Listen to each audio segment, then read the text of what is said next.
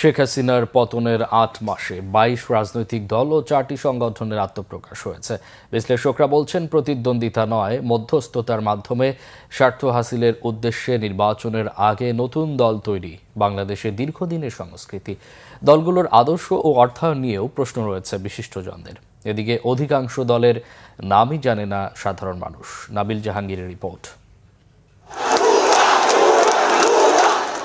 গণ অভ্যুত্থানের মধ্য দিয়ে শেখ হাসিনার পতনের পর দেশে ২২টি নতুন রাজনৈতিক দল ও ৪টি সংগঠনের আত্মপ্রকাশ ঘটে।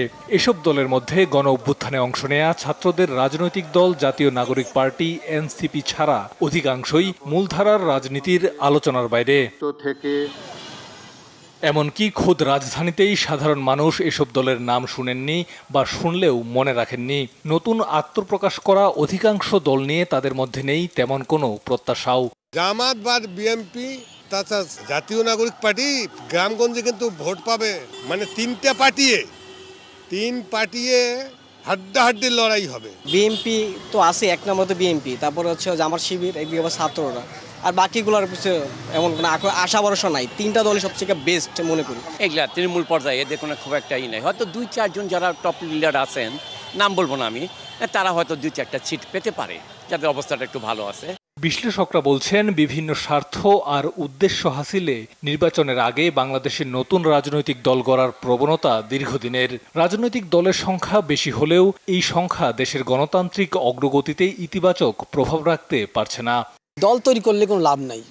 দলটাকে কার্যকর করা, মানুষের কাছে নিয়ে যাওয়া, দলকে জনপ্রিয় করে তোলা, দলের এজেন্ডাকে মানুষের উপযোগী করে তোলা, নাগরিকদের উপযোগী করে তোলা, সেই কাজটা তো এই দলগুলো করে না। এই দলগুলো যারা ক্ষমতায় থাকে তাদেরকে সুবিধা দিতে চায়, কখনো কখনো দেখা গেছে অতীতে। আবার যারা ক্ষমতায় আসতে পারে সম্ভাবনা আছে তাদেরকে সুবিধা দিতে চায়।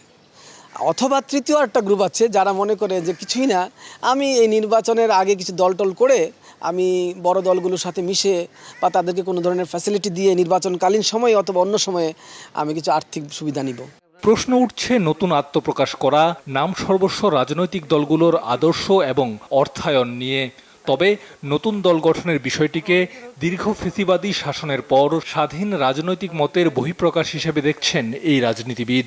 এত বড় একটা পরিবর্তনের পরেও রাজনীতিটা নাগরিক রাজনীতির মধ্যে, এবং নাগরিক রাজনীতিও না, এটা আসলে 5 স্টার হোটেলে গিয়ে যে ঢুকলো, মাফিয়ারা যে কোনোভাবেই তাদের গায়ে যে আঁচল লাগে না এটাকে ইন্ডিকেট করে।